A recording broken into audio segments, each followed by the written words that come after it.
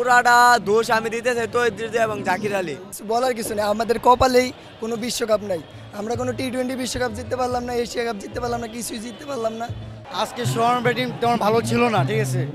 লিটন দাস থাকলে আমাদের আশাবাদী আমরা অবশ্যই খেলতো, কারণ যে কটা ব্যাটসম্যান নিচ্ছে তারা একজন ওইরকম না। মনে করি ভাই পুরাটা ব্যাটসম্যানের দোষ, কারণ আমরা যে পজিশনে ছিলাম প্রথম, এই ম্যাচ তো ইজি আমাদের কাছে সহজ। আমরা বোলিংরা দারুণ দুর্দান্ত পারফরমেন্স করছে আমাদের বোলিং, তো পুরাটা দোষ আমি দিতে চাই তৌহিদ হৃদয় এবং জাকির আলী। তারা দুইজন যদি দেখে খেলতো এই ম্যাচ আমরা জিততে পারি। আর সাহেব হাসানরা দিয়ে সব ম্যাচে আমরা আশা করবো যে সে সব ম্যাচে ভালো হবে, এটা কিন্তু না। একটা ব্যাটসম্যান 3 ম্যাচে ভালো করে 1 ম্যাচে খারাপ করতে পারে, কিন্তু তৌহিদ হৃদয় 4 ম্যাচের থেকে 1 ম্যাচে ভালো হয়ে 3টাতে ডাব। এটা কি ভাই? এটা পুরাটা দোষ তৌহিদ হৃদয় এবং জাকির আলী। তাদের কাছে আমরা এই ম্যাচটা আশা করছিলাম, কিন্তু তারা আমরা এই ম্যাচটা দিতে পারে না, আমরা আবার হতাশ করলো। আজকে সোহান ব্যাটিং তেমন ভালো ছিল না, ঠিক আছে। ওনারা একের পর এক খালি পড়তেই আছে। আমরা তো গল্প করে আজকে মনে করছি যে ওনারা অনেক ভালো খেলবে, ফিল্ডিং অনেক ভালো দিছে, বোলিং অনেক ভালো করছে, কিন্তু আমরা যে ব্যাটিংয়ের দিক দিয়ে দেখতেছি যে ওনারা আস্তে আস্তে খালি একের পর এক খালি পড়তেই আছে। তো আমরা ওনাদের দ্বারা অনেক গর্ব করছি আজকে, যে আজকে আমরা ফাইনালে যেতে পারবো। জাকির অধিনায়ক হিসেবে অনেক ভালো খেলছে আজকে আমি মনে করি, কিন্তু ওনাদের সাথে যে আরও ম্যানগুলো ছিল ওনারাও কিন্তু ভালো খেলতে পারতো। একজন দিয়ে তো সব হয় না, ঠিক আছে। তো একের পর এক আরও ভালো খেলতে হবে। আমরা বাংলাদেশের ম্যানগুলোকে নিয়ে আমরা গর্ব করি অনেক, যে আমরা ভবিষ্যতে ওনাদের দ্বারা অনেক কিছু দেখতে পারবো, কিন্তু আমরা দেখতে পাই এখন যারা খেলতেছে আমরা সামনে আর কি গর্ব করব বলতে পারি না।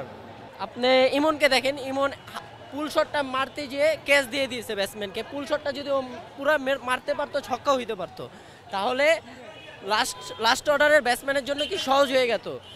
এখানে ওপেনিং ব্যাটসম্যানেরও কিছু দোষ আছে, টপ অর্ডার ব্যাটসম্যানেরও দোষ আছে, লো অর্ডারও ব্যাটসম্যানের দোষ আছে। আর জাকিরের কথা বলতে, জাকির ক্যাপ্টেন হয়ে ওর যতটুকু করা দরকার ও ততটুকু করতে পারে নাই, তার জন্য পুরো ম্যাচটাই হারা তার জন্যই। সে ভালো করে ক্যাপ্টেন্সিটাও করতে পারে নাই। সে যদি ক্যাপ্টেনের মতো খেলতো, খেলাটাও ও যদি মাঝখানে ধরতো, লাস্ট পর্যায়ে খেলাটা লাস্ট ফিনিশাররা খেলাটা শেষ করে দিতে পারতো। যেরকম আমাদের রিশাদ ছিল, তারপর লাস্টে আরও ভালো ফিনিশার ছিল, ওরা খেলাটা ঘুরিয়ে দিতে পারতো। লিটন দাস থাকলে আমাদের আশাবাদী আমরা অবশ্যই খেলতো, কারণ যে কটা ব্যাটসম্যান নিচ্ছে তারা একজন ওইরকম না, একজন অভিজ্ঞ খেলোয়াড় দরকার ছিল। এই জন্য প্রত্যেকটা ম্যাচে তারা এরকম খারাপ করতেছে, তীরে আইসা তারা সবসময় তৈরি ডুবাইতেছে। এই জন্য আমরা আশাবাদী নেক্সটে যখন এটা হাইরেই গেছি, নেক্সটে যাতে ভালো প্লেয়াররা ভালো করতে পারে। এই জন্য বাংলাদেশের যে ম্যানেজমেন্ট আছে তারা যাতে ওইভাবে কাজ করে, যাতে অভিজ্ঞ প্লেয়ারদেরকে নামায়, ভালো প্লেয়ার খুঁজা নামায়, তাইলে আমরা ইনশাল্লাহ আবার জিততে পারবো। না, এটা তো সবসময় তো একটা প্লেয়ার ভালো খেলে না, কিন্তু সময় খারাপ খেলে, এটা তো এটা কোনো বিষয় না, খেলতে পারে ভালো খারাপ। সামনে ভাই খুবই ভালো কিছু করবে। সোহানের ব্যাটিং নিয়ে বলতে চাই যে আসলে ওরা যেভাবে খেলছে, এটা যদি ধারাবাহিকভাবে খেলতে পারতো তাহলে আজকে একটা ভালো কিছু হইতো, কিন্তু তারা ধারাবাহিকভাবেই খেলতে পারতেছে না। কালকের ম্যাচটাও সেম, ধারাবাহিকভাবে কেউ ধরে রাখতে পারতেছে না।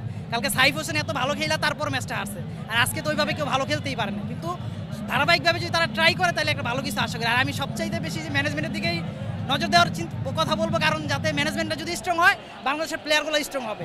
এছাড়া আমাদের আর কোনো গতি নেই, কারণ প্রত্যেকটা ম্যাচে আমরা হারতেছি। জাকিরকে যদিও আগে খুব ভালো খেলছে, কিন্তু এখন রিসেন্টলি ওর ব্যাড লাক নাকি ও ভালো খেলতে পারতেছে না, এটা আমরা আসলে বুঝতে পারতেছি না। ও আগে একসময় ভালো খেলছে আমরা দেখছি, কিন্তু